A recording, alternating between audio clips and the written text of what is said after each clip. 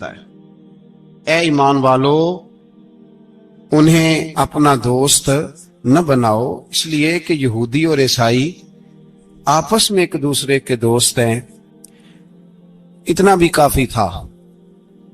لیکن اللہ تبارک و تعالی نے معیار ہی بدل دیا اور اتنا بڑا حکم ارشاد فرمایا۔ اس آیہ مقدسہ نے ہر چیز کو اپنے دامن میں سمیٹ کے رکھ دیا۔ یہودی اور عیسائی کو اپنا دوست نہ بناؤ، اس لیے کہ وہ آپس میں ایک دوسرے کے دوست ہیں۔ تو بات اتنی بھی کافی تھی، لیکن فرمایا اللہ تعالیٰ نے وَمَن يَتَوَلَّهُم مِّنكُمْ، جو تم میں سے انہیں اپنا دوست بنائے گا۔ تمہیں منع کر دیا ہے، ہم نے روک دیا ہے کہ دوست بنانا۔ اور اگر وَمَن يَتَوَلَّهُم مِّنكُمْ، جو تم میں سے، فَمَن يَتَوَلَّهُم مِّنكُمْ، جو بھی تم میں سے انہیں اپنا دوست بنائے گا، فَإِنَّهُ مِنْهُمْ، تو وہ انہی میں سے ہے۔ تمہیں بتا دیا ہے کہ دوست یہودی اور عیسائی کو کبھی دوست بنانا، اور اگر بناؤ گے تو پھر تم، اور پھر جو قرآن مجید نے بات اس آیہ مقدسہ کو جو ختم فرمایا تو فرمایا ان اللہ لا یہدی القوم الظالمین، بے شک اللہ ظالموں کی قوم کو ہدایت نہیں دیتا۔ ظلم کرنے والوں کے نصیب میں ہدایت نہیں ہوتی۔ وہ ظلم کرتے رہتے ہیں اور انہیں سمجھایا جائے تو مانتے بھی نہیں، اس لیے کہ ہدایت ان کا نصیب نہیں ہوتی۔ میرے بھائی، دنیا میں بد نصیب ہے وہ شخص جو غلطی کرتا ہے اور پھر مانتا بھی نہیں، اور دنیا میں کم ظرف ہیں وہ لوگ، کم ظرف جو اپنے ظالم ہونے کے باوجود ظلم پر وضاحتیں پیش کرتے ہیں، اپنی غلطیوں کا اعتراف کرنے کی بجائے ان پر دلیلیں دیتے ہیں، چھوٹے ظرف کے لوگ۔ اللہ تبارک و تعالیٰ نے فرمایا یہودی اور عیسائی کو کبھی دوست نہ بنانا۔ میرے بھائیوں، میرے بزرگوں، میرے دوستوں، ہمارا دین تعصب سے پاک ہے، لیکن تسلب کا حامی ہے۔ تعصب کا مطلب یہ ہوتا ہے کہ کہنا مار دو دوسرے کو، برداشت ہی نہ کرو، اور تسلب کا مطلب یہ ہوتا ہے کہ اپنے دین میں پختہ ہو جاؤ، اپنے دین میں پکے ہو جاؤ۔ اب ہم نا ہر روز نماز کی نیت باندھتے ہیں، اللہ اکبر، سورۃ فاتحہ پڑھتے ہیں، اہدنا الصراط المستقیم صراط الذین انعمت علیہم، اتنی بھی بات بڑی تھی، کافی تھی۔ اے اللہ ہمیں صراط مستقیم پہ چلا اور ان لوگوں کے رستوں پہ چلانا جن پر تو نے انعام کیا، بڑی بات تھی، مثبت بات ہو گئی، منفی بات کی ضرورت نہ تھی۔ لیکن اللہ تبارک و تعالیٰ نے فرمایا کہ جہاں تم مجھ سے یہ دعا مانگو نا کہ صراط الذین انعمت علیہم، یا اللہ ان لوگوں کے رستوں پہ چلا جن پر تو نے انعام کیا، انبیاء، صلحاء، اتقیاء، صوفیاء، اولیاء، جہاں یہ دعا مانگنی ہے نا، ساتھ ایک اور بات بھی تم نے کرنی ہے۔ وہ کیا ہے؟ غیر المغضوب علیہم ولا الضالین، اے اللہ ان سے ہمیں بچا جن پر تیرا غضب ہوا، ان کے رستے پہ نہ چلانا جن پہ تیرا غضب ہوا اور جو گمراہ ہو گئے۔ اب دو باتیں سمجھ میں آئیں کہ مومن کو اپنے عقیدے سے پیار کرنا ہے اور کافر کے عقیدے سے اظہار بیزاری کرنا ہے، ان کے نظریے سے، ان کے عقیدے سے نفرت کرنی ہے۔ کافر کے عقیدے اور نظریے سے، اس کا کیا مطلب ہے؟ تسلب کا مطلب ہوتا ہے اپنے دین میں پکا ہونا۔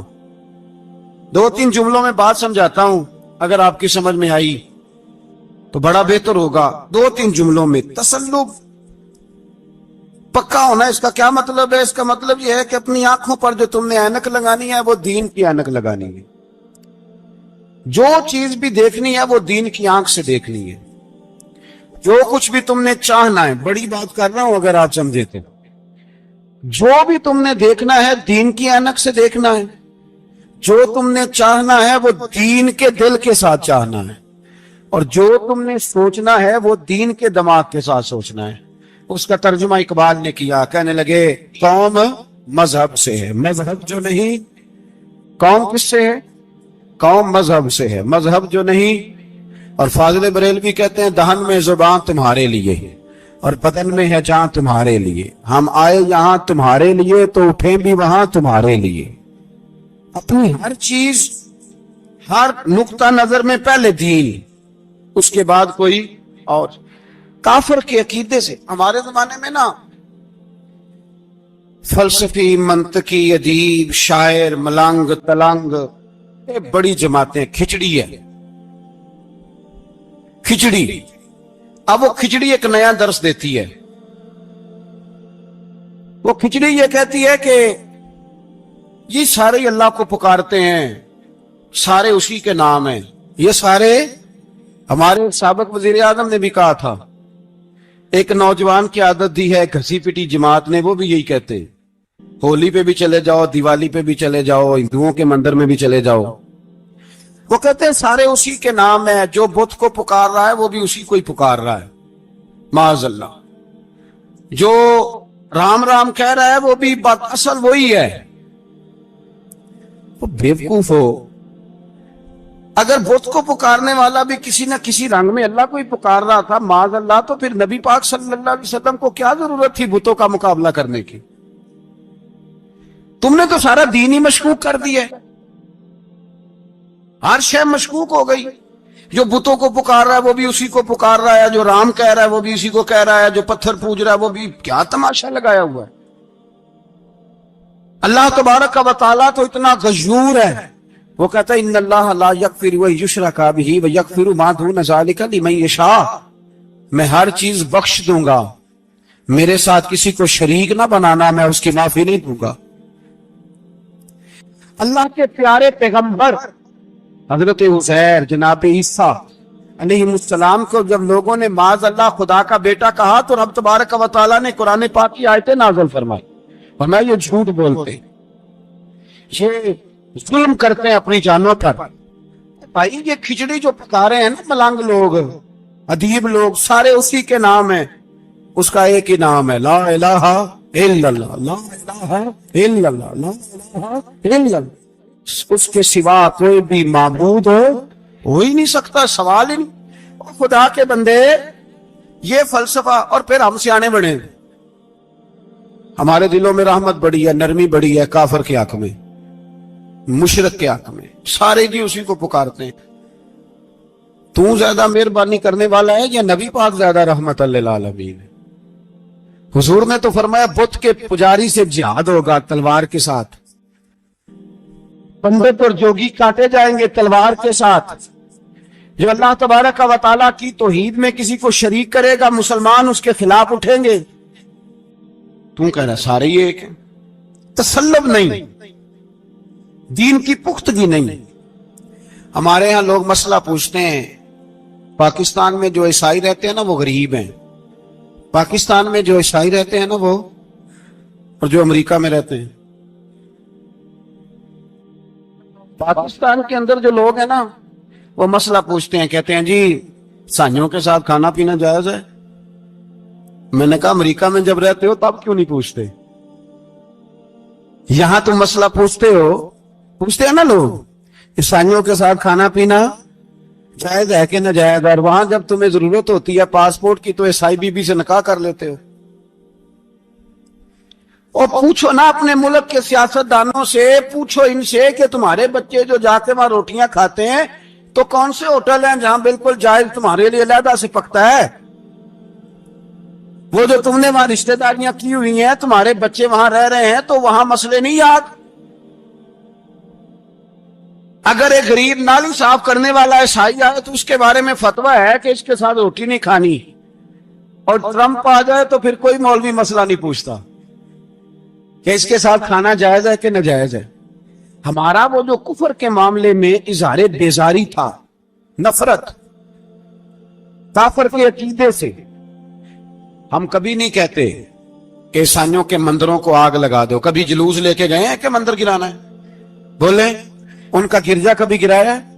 ہندو کا مندر मरज़ई की इबादत का अक़लियत करार दे दिया, ठीक है, जहां ईसाई अलहदा से अपना काम कर रहे हैं तुम भी करो, लेकिन हम उनके अकीदे के कभी भी हामी नहीं हो सकते। अगर कहें कि ईसाई भी सही कह रहा है, हजरत मरियम को अल्लाह की बीवी कह रहा है, जनाब ईसा को अल्लाह का बेटा कह रहा है, और तू कहे सारे उसी के नाम है, तो ये बात तेरी दुरुस्त, इसलिए कि हम तो रोज कहते हैं कुल हुवल्लाहु अहद अल्लाहुस समद लम यलिद व लम यूलद, न किसी का बाप है न किसी का बेटा है, वलम यकुल लहू कुफुवन अहद, उसका तो कोई हमसारी नहीं, उस जैसा दूसरा कोई है ही नहीं। तो भाई जिस अकीदे का तो ऐलान कर रहा है, जो आदमी तेरे अकीदे के खिलाफ चल रहा है, उसको तूने सही कैसे कह दिया, ये कैसे हो गया? तो मेरे भाई इस्लाम ये कहता है कि असास, बुनियाद, नजरिया, तो अपने नजरिए पे नाज करेगा, दूसरे के नजरिए से इजहार बेजारी करेगा, और भाई जागो और बस कर दो, जाग जाओ। असास, बुनियाद, नजरिया असल है, और असल पर समझौता हो सकता हो ही नहीं सकता।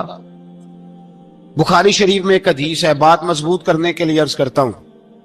हजरत यहया एक ताबी बुजुर्ग है, वो कहते हैं हजरत अब्दुल्ला इब्न उमर रदी अल्लाह ताला अन्हु मेरे पास आए तो मैंने उनसे कहा, हुजूर हमारे मोहल्ले में एक जमात रहती है मुसलमानों की, वो नमाजें भी पढ़ते हैं, रोजे भी रखते हैं, ज़कात भी देते हैं, हज भी करते हैं, बस तकदीर को नहीं मानते, सिर्फ एक चीज के इनकारी है, तकदीर के। तो क्या हुक्म है?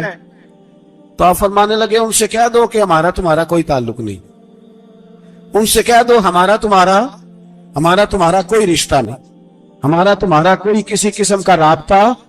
और फरमाया उनको बता देना कि रसूल पाक के सहाबी ने फतवा दिया है, जितनी मर्जी नमाजें पढ़ो, जितने मर्जी रोजे रखो, और ओहद पहाड़ के बराबर अगर तुम्हारा दिल करे तो सदके करो, पर तुम्हारा कोई अमल अल्लाह की बारगाह में कबूल नहीं, जब तक तुम्हारा अकीदा सही नहीं, जब तक तुम्हारा नजरिया ठीक नहीं, उतनी देर तक कोई अमल अल्लाह की बारगाह में तुम्हारा काबिल कबूल नहीं।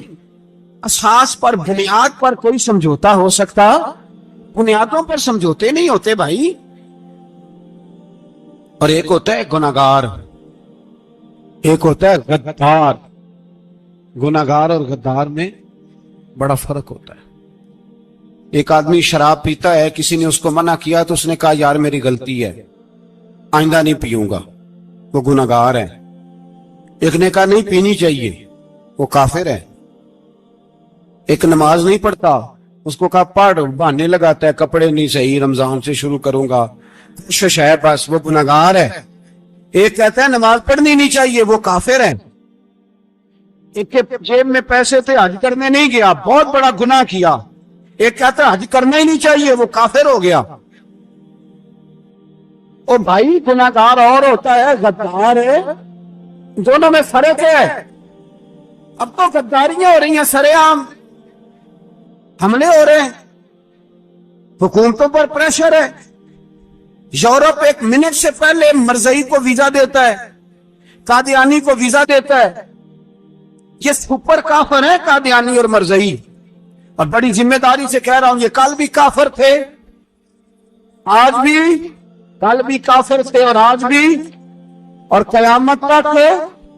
और अगली बात सुन लो, मन शक्का फी कुफ्र ही फकद कफर, जो इनके कुफ्र में शक करे वो भी काफिर है। सुन लो, ये फतवा दे देना बेशक जिसको मर्जी।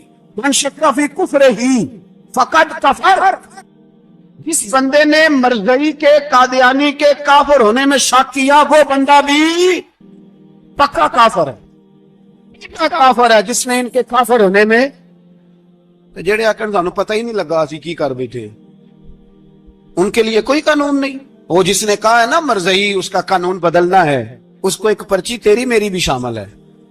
ऐसे ही ना कहना कि वो बड़े बेईमान निकले, काफिर निकले, तूने भी ठप्पा लगाया है, तू साथ है, तू शामिल है।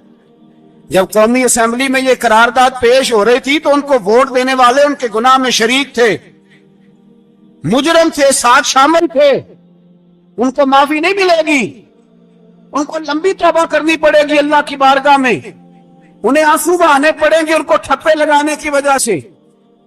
بچ نہ جایا کرو کہ حکمران برے ہیں تو ہم بڑے نیک پرہیزگار ہیں، چھپے لگانے والے ساتھ شریک ہے جرم، کہتے پتہ ہی نہیں چلا۔ کیسے پتہ نہیں چلا؟ کیسے پتہ نہیں چلا؟ یہ تو جو مدہوش ہوتے ہیں انہیں پتہ چل جاتا ہے یہ نبی پاک کی عزت کی بات ہو رہی ہے۔ بندہ مدہوش ہو نا، مدہوش ہو مسلمان، رسول اللہ کی بات ہو تو اس کی بھی آنکھیں کھل جایا کرتی ہے۔ اور تم جاگتے پڑھے لکھے اسمبلیوں میں بیٹھے مالدار، تم پتہ ہی نہیں چلا قانون بدل گیا، خبر ہی نہیں ہوئی۔ یہ دھوکہ کسی اور کو دینا، ہم تمہارے ان دھوکوں میں آنے والے کہ کسی اور کو سنانا کہانیاں، ہمیں نہیں سمجھ آتی تمہاری کہانیاں، کہتے غلطی ہو گئی بھول گئے۔ اور وزیر اعلیٰ صاحب کہتے ہیں اس کو نکال دینا چاہیے، کس نے نکالنا ہے نا تماشا، کہتے ہیں اس کو نکال دینا چاہیے جس نے اس قانون میں، تو کس نے نکالنا ہے؟ حکومت تو آپ کی ہے، تو کون نکالے گا؟ شرم کرو، مر جاؤ ڈوب کے۔ یہ تمہارا طریقہ ہے؟ جرم کرتے اور جرم کر کے کہتے ہو نہیں نکال دینا، کون نکالے گا؟ نکالو پتہ چلے تمہارا۔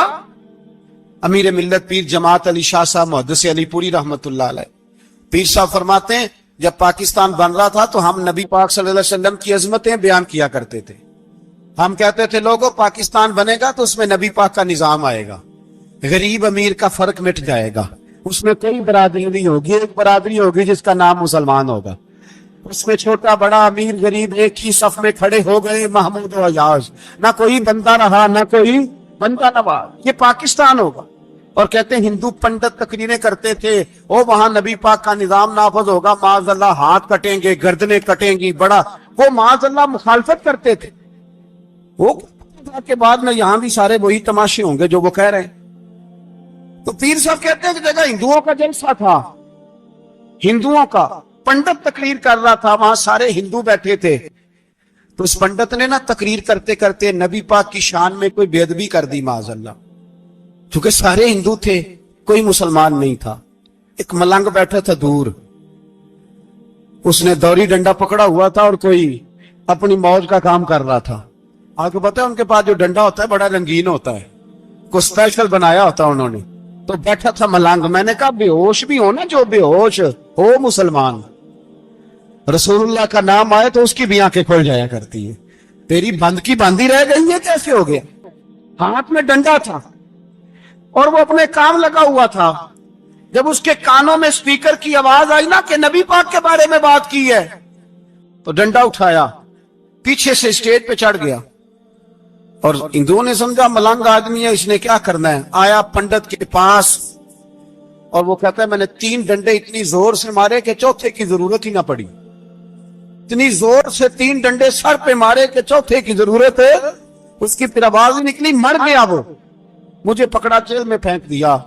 امیر ملت پیر جماعت علی شاہ صاحب کہتے ہیں میں امرتسر کی جیل میں ملنے گیا اور میں نے اس کے سامنے کھڑے ہو کے کہا، میں نے کہا بے لیا، نہ تو نماز پڑھے، نہ تو روزہ رکھے، نہ تو مسجد آئے، نہ تو کوئی اور کام کرے، اور اتنا بڑا تو نے کام کیا، گستاخ مار دیا۔ تو پیر صاحب کہتے ہیں وہ ملنگ اپنے پیروں پہ اٹھ کے کھڑا ہو گیا اور اس کی آنکھوں میں آنسو تھے، اور میری طرف دیکھ کے کہنے لگا پیر جی میں لمیاں گلاں تے نہیں آندیاں، میں انپڑھا جو کھاتے نے مینوں پتا، گناہگار ہاں، بڑا گناہگار ہاں، بڑا گناہگار ہاں، بڑا گناہگار، بڑا گناہگار ہاں، پر قسم اللہ دی عزت دی میں گناہگار ہاں پر اپنے نبی دا غدار نہیں، گناہگار ہاں پر رسول اللہ دا غدار ہے۔ کوئی بات نہیں، اگر کوتاہیاں کرتا ہوں تب یہ تو نہیں نہ ہو سکتا کہ اونچی اور سچی سرکار کی کو میرے سامنے بے ادبی کر کے چلا جائے، یہ تینوں پتہ ہی نہیں لگا، تو کہتا خبر ہی نہیں ہوئی، کب ہو گیا پتہ ہی نہیں تھا، وضاحتیں دیتا پھرتا ہے۔ اور کچھ مولوی ملا جو دفاع ہے دین کے نام پہ وہ وضاحتیں دیتے پھرتے ہیں، کہتے ہیں مناظرے کر لو، شرم کرو، دین کے نام پر ووٹ مانگ کے اسمبلیوں میں جاتے ہو اور وہاں جا کے ان بھائی مانوں کی گودوں میں بیٹھ جاتے ہو، تمہیں حیا نہیں آتی، اور نبی پاک کی بات ہے تو پھر بھی تمہاری غیرت جوش نہیں مارتی، پھر بھی دلیلیں دیتے پھرتے ہو۔ میرے رسول پاک علیہ الصلوۃ والسلام کے غلاموں یاد رکھو، دین میں تسلط پیدا کرو، مضبوطی۔ کل لوگ مسئلے پوچھا کرتے تھے کہ صحابی کا اہل بیت کا بے ادب ہے تو اس کے جنازے پہ جائیں کہ نہ جائیں، اب نہیں لوگ پوچھتے، اب ہمارے دلوں میں فتوے زیادہ آ گئے ہیں، مرضی کرتے پھرتے۔ ہمارا بچہ کسی بد مذہب کی مسجد میں جاتا ہے ہم کہتے ہیں نہیں ویسے ہی جاتا ہے، تجھ سے پوچھا جائے گا، اس دن پتا چلے گا، جس دن تم مرے گا تو تیرے لیے دعا بھی نہیں کرے گا، تیری قبر پہ بھی نہیں جائے گا، تجھے پتا چلے گا اس دن کہ ویسے ہی جاتا ہے کہ ایسے جاتا ہے۔ یہ پابندی نہیں، کوئی تسلط بھی نہیں، عقیدے میں ایمان میں کوئی پختگی نہیں، ہمیں خیال ہی نہیں کہ کدھر جا رہی ہیں اولادیں، سوچتے ہی نہیں ہم۔ خیال ہونا چاہیے، سمجھ ہونی چاہیے۔ میرے رسول پاک علیہ الصلوۃ والسلام کے صحابہ میں تسلط تھا، تسلط۔ سگی اماں بھی اگر بے ایمان ہوتی تھی تو صحابہ قریب نہیں آنے دیتے تھے۔ حضرت اسماء بنت ابی بکر صدیق، ان کی ماں مشرکہ تھی۔ جناب صدیق اکبر کی ایک زوجہ حضرت ابو بکر نے طلاق دے دی، کچھ عرصے کے بعد وہ اپنی بیٹی کو ملنے آئی، ماں بیٹی سے ملنے آئی تو حضرت اسماء بنت ابو بکر کو پیغام بھیجا تھا، بیٹے میں تجھے ملنا چاہتی ہوں۔ تو کہا اماں ذرا ٹھہر جا، پہلے میں اپنے نبی سے پوچھ لوں، پہلے اپنے ماں بعد میں ہے، نبی پہلے ہے۔ پہلے حضرت اسماء حضور کی بارگاہ میں گئی، یا رسول اللہ میری اماں ملنا چاہتی ہے۔ اور مشرکہ ہے، حکم کیا ہے؟ فرمایا تو ماں کی حیثیت سے مل سکتی ہے۔ انہوں نے تو سگے ماں باپ سے ناطے توڑ لیے، سگے رشتہ داروں سے، اور تو ان سے دوستیاں ختم نہیں کر سکتا، تیرا تعلق بھی نہیں۔ نہیں، سارے اسی کو پکارتے ہیں، سارے ایک ہی ہیں، یہ تماشے کسی اور کو دکھانا، یہاں رسول اللہ کے غلام بستے ہیں۔ ہمارا عقیدہ بڑا پختہ ہے، بڑا پختہ، بڑے پختہ نظریات کے لوگ اللہ نے اس دھرتی کو عطا فرمائے، اس زمین نے بڑے کامل مومن پیدا کیے۔ بھائی یاد رکھو، رسول پاک علیہ الصلوۃ والسلام کے غلاموں میں اپنے دین کے لیے تسلط تھا، پختگی تھی، کفر سے بیزار رہتے تھے۔ اگر سب کو ایک میں ایک ہی کرنا تھا تو پھر اتنی لمبی چوڑی جدوجہد، امیر حمزہ کا کلیجہ نکل گیا، کان کٹ گئے، سب کچھ ہو گیا، اور آج تم ان شہیدوں کی لاشوں پہ کھڑے ہو کے کہتے ہو کہ یہ تو ایسے ہی کٹ گئے۔ مذاق ہے یہ؟ کوئی مذاق ہے؟ اصل بات بتاؤں آپ کو کیا ہے؟ دین مفت میں ملا ہے، اور جو شے مفت مل جاتی ہے اس کی قدر نہیں ہوتی قدر۔ دین نبی دا ایک ہی جانن دنیا دار کمینے، دین نبی دا جانن والے سونگے وچ مدینے۔ تجھے کیا پتا، تجھے کیا خبر اس دین کی؟ تجھے خبر ہی نہیں میرے رسول پاک کا پسینہ کتنا بہا ہے۔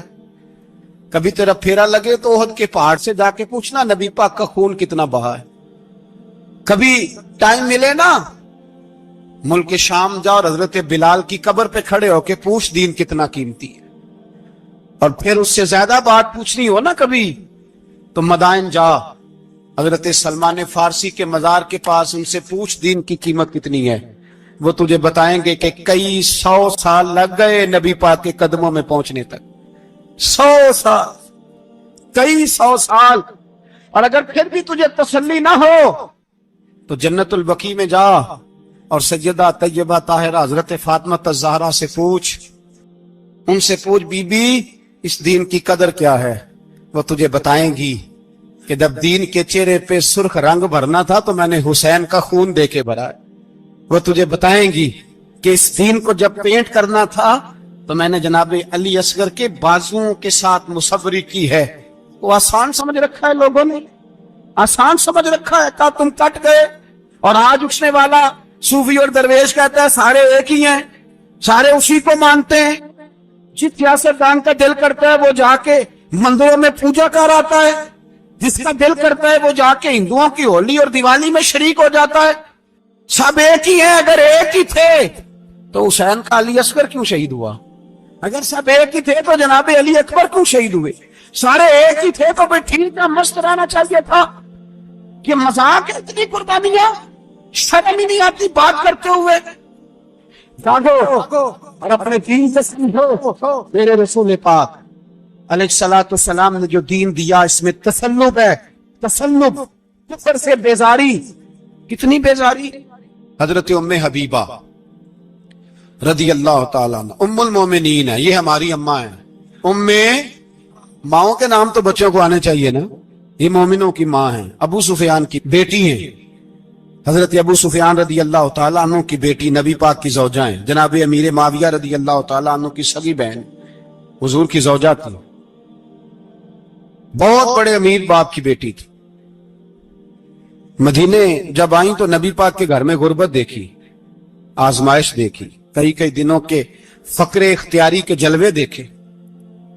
अबू सुफियान एक मुज़ाकरात के सिलसिले में मदीने आए और कहते हैं मैंने सोचा सीधा अपनी बेटी के घर जाता हूं। तो कहते हैं मैं हजरत उम्मे हबीबा के सहन में दाखिल हुआ तो चारपाई पे बिस्तर बिछा हुआ और उम्मे हबीबा एक साइड पे बैठकर तो सुई धागे के साथ कोई काम कर रही थी।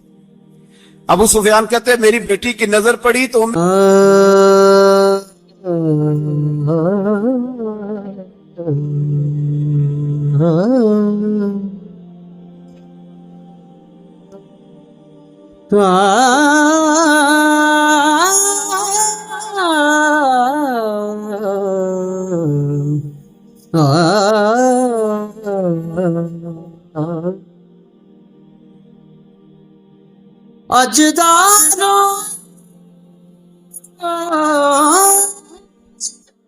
बीबा जल्दी से उठी, उठ के बिस्तर जो चारपाई पे बिछा हुआ था वो बिस्तर उठाया, लपेटा, अंदर ले गई। बाद में बाहर आई तो मैंने बेटी के सर पे हाथ रखा। मैंने कहा बेटी मैं समझ गया हूं, बिस्तर पे मेरी नजर पड़ी है, लगता है कई साल पुराना है, पेबंद भी लगे हुए, तो इसलिए अंदर रखा ही है कि पुराने बिस्तर पे बाप को बिठाऊंगी, इसलिए रखा ही है। तो बेटी अमीर घर से आए तो गरीब घर में उसकी शिकायतें खत्म नहीं होती, पर दीन के साथ तसल्लुक उम्मुल मोमिनीन का पुख्तगी और कुफर से बेजारी। कहने लगी अब्बा जी अभी आप काफिर है ना, तो आपकी सोच अभी बदली नहीं। मैं इसलिए नहीं बिस्तर अंदर रख के आई कि आपके काबिल नहीं था, मैं तो इसलिए रखा यूं कि वो मेरे नबी का पाक बिस्तर है और आप नापाक हैं।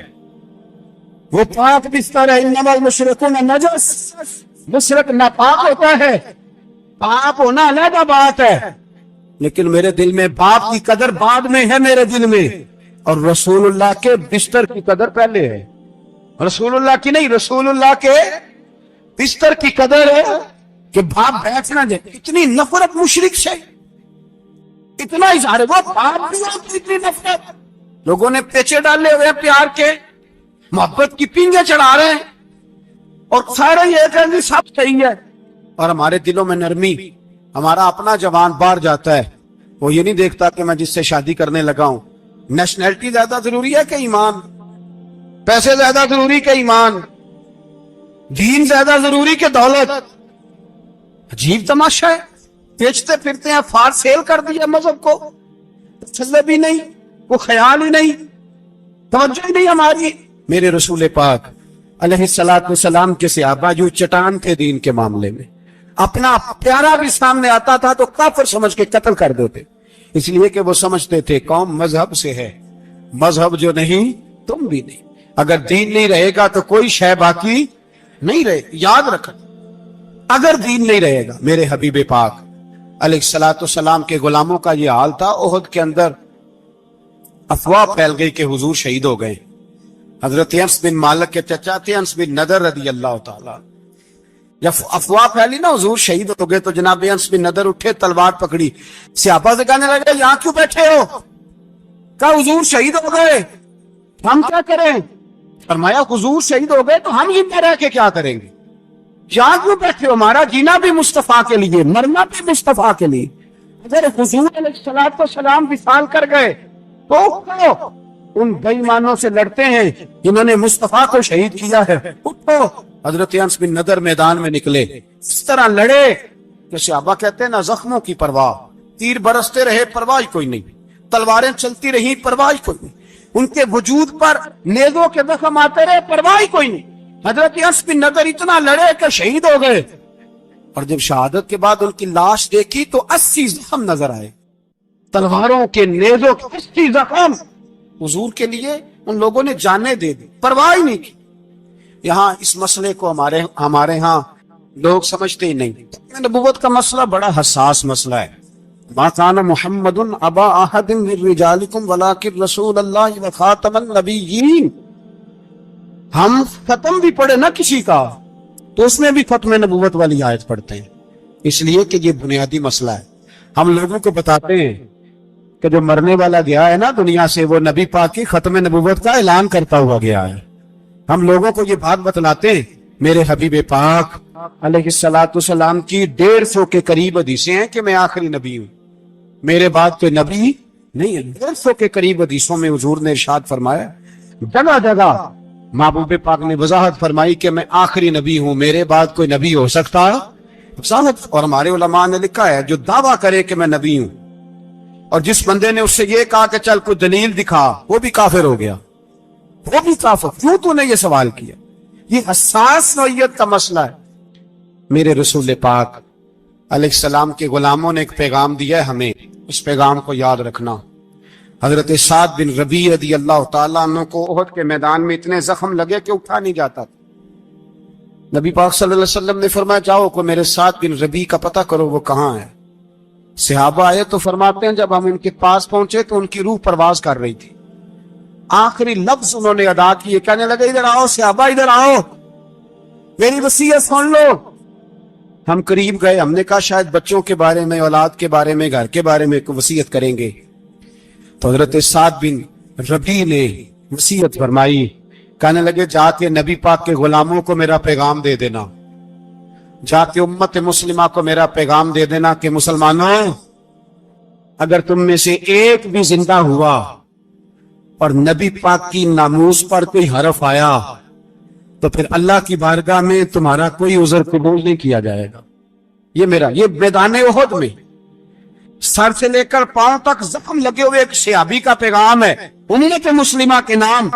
حضرت سعد بن ربیع رضی اللہ تعالیٰ عنہ فرمانے لگے میں مرتے وقت مسلمانوں کو پیغام دے کے جا رہا ہوں کہ اگر حضور کی عزت پر، ناموس پر، نبی پاک صلی اللہ علیہ وسلم کی ذات پر ذرا سا بھی حرف آیا اور مسلمان زندہ ہوئے، اور پھر اگر وہ سمجھیں کہ ہمیں اللہ کی بارگاہ سے معافی مل جائے گی، تو یاد رکھنا رب ہر بات معاف کرے گا، اس بات میں تمہیں اللہ معافی، اس میں تمہیں یہ پیغام دیا سعد بن ربیع نے، اور امت کو سمجھایا کہ ہر بات میں کمپرومائز کر لینا، رسول اللہ کی ذات کے بارے میں کمپرومائز نہ کرو۔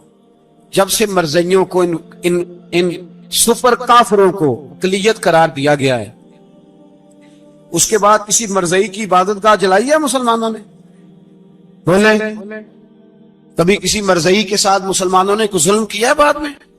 ٹھیک ہے اپنی عبادت کر رہے ہیں جس طرح بھی کر رہے ہیں، باقی اقلیتیں بھی رہ ہیں۔ کبھی دوبارہ علماء نے یہ تحریک چلائی ہے کہ انہیں پاکستان سے نکالو، یہ کیوں بستے ہیں یہاں؟ اقلیت ہے تو رہنے دو، جو بے ایمان ہے کافر ہے اسے گھسیٹ کے دین میں کیوں لاتے ہو؟ جب وہ آنا نہیں چاہ رہا، انہوں نے اس کانے بے ایمان کو نبی مانا ہوا ہے، وہ اس کو پیغمبر مانتے ہیں، کبھی ذلی نبی مانتے ہیں، کبھی بروزی نبی مانتے ہیں، پوری دنیا میں نیٹ ورک بنایا ہوا ہے، ہر جگہ ڈنورا پیٹتے پھرتے ہیں۔ وہ کہتے ہیں خاتم النبیین کا معنی یہ ہے کہ نبی پاک تو مورے لگانے آئے ہیں، بڑے نبی آ سکتے ہیں۔ ان کا عقیدہ یہ ہے کہ مرزا مستقل نبی نہیں تھا، وہ حضور کا سایہ بن کے آیا تھا۔ وہ معاذ اللہ جس نبی کا اللہ پاک نے ظاہری حیات میں سایہ نہیں بنایا، یہ کانا سایہ بنے گا نبی پاک کا؟ ایمان کو وہ اپنا پیشوا مانتے ہیں۔ چلو چھوڑو، جو کافر کو اپنا پیشوا مانے وہ بندہ صحیح ہوتا ہے؟ چلو نبی نہ بھی مانے، پیشوا مانے، وہ صحیح ہوتا ہے؟ اتنے پکے بے ایمانوں اور کافروں کو تم لوگوں نے گنجائش دینے کے لیے صرف مغربی یہ جو بنانا چاہتے ہیں نا، یہ اپنے اوپر سے لیبل اتارنا چاہتے ہیں کہ نہیں جی نہیں، ہم تو سب کو لے کے، وہ تو کئی دفعہ کہہ چکے ہیں جی سارے اسی کو پکارتے ہیں۔ نہ، سارے اسی کو نہیں پکارتے، اس کو اگر صحیح پکارتے ہیں تو مسلمان پکارتے ہیں، باقی اس کو صحیح پکارتے ہیں کہ جھوٹ بولتے ہیں، ملاوٹ کرتے ہیں، شرک کرتے ہیں، کفر کرتے ہیں، اور اللہ کی بارگاہ میں کفر و شرک کی کوئی معافی۔ یہ دنیا کو بتانا چاہتے ہیں نہیں جی نہیں، ہم بڑے نرم ہیں، ہم بڑے ایسے ہیں، ہم کوئی نرم نہیں، کوئی نرم نہیں، ہم نرم ہیں رحماء بینہم۔ لیکن اگر عقیدوں کو چھیڑو گے، رسول اللہ کی عزت اور ناموس اور ختم نبوت کو چھیڑو گے، تو اقبال کہتے ہیں ہم بڑے نرم ہیں، اتنے نرم ہیں جیسے ریشم ہوتا ہے، وہ ہلکا ہے یاراں تو برے شم کی طرح نرم، اور رزم حق و باطن ہو تو فولاد ہے مومن۔ پھر ہم نرم نہیں، پھر ہمارے اندر بڑی سختی ہے، بڑی سختی۔ حضرت ابوبکر صدیق سب سے زیادہ نرم تھے، پر ختم نبوت کا معاملہ آیا تو سب سے زیادہ سخت حضرت ابوبکر صدیق ثابت ہوئے، سب سے زیادہ۔ ہم بڑے سخت ہیں، بڑے سخت۔ چیک نہ کیا کرو مسلمانوں کے ایمان، टटोला ना करो।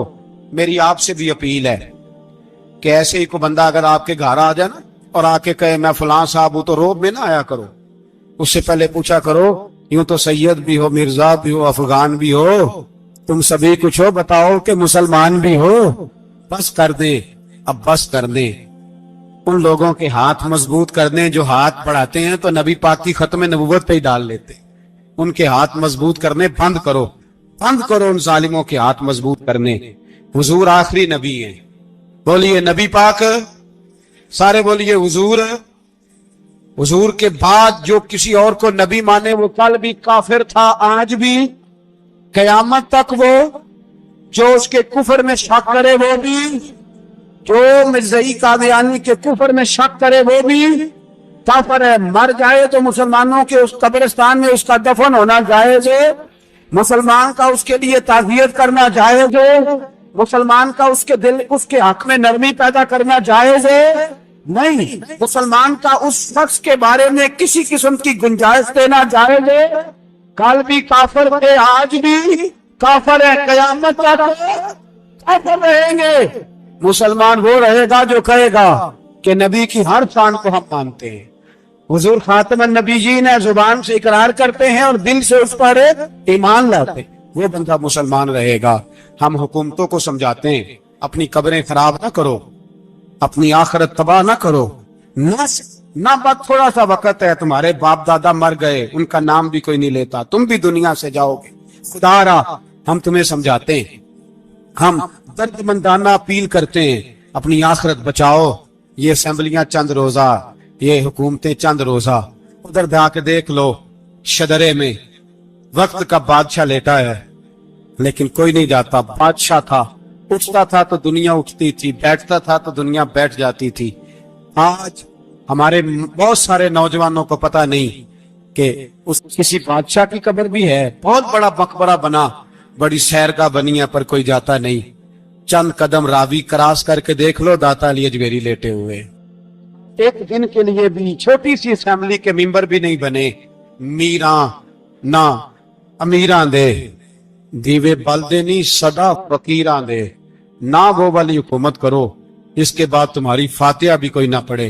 और जा जाके देख ले, दाता साहब की कब्र के चारों जानब फटियां लगी हुई हैं। सारा दिन सारी रात अल्लाह का कुरान पढ़ा जाता है, दिन रात वहां दुरूद पढ़े जाते हैं, उनको इसाले सवाब किया जाता है। ये वाली जिंदगी जी, वापस आ जा, ना अपनी आखिरत खराब कर, भज जा, वक्त की हुक्मरान लौट आ, रसूलुल्लाह के कदमों में बैठो, ऐलान करो, बगावत करो नबी पाक के दुश्मनों के खिलाफ, और हुजूर के सच्चे गुलाम बन के जियो। अगर सच्चे गुलाम बनोगे तो हजरत उमर बिन अब्दुल अजीज की तरह तुम्हारे तज़किरे मिंबरों पे रहेंगे, और अगर गद्दारी करोगे, गद्दारी, तो यजीद की तरह तुम्हारी अपनी औलादें भी तुम्हारा नाम नहीं लेंगी, अपनी औलादें भी तुम्हारे तज़किरे छोड़ जाएंगी। याद रखना, अल्लाह की लाठी बड़ी बेआवाज है। कुल्लु मन अलैहा फान, फना कर देता है हर चीज को। दुआ है अल्लाह हमें समझने की तौफीक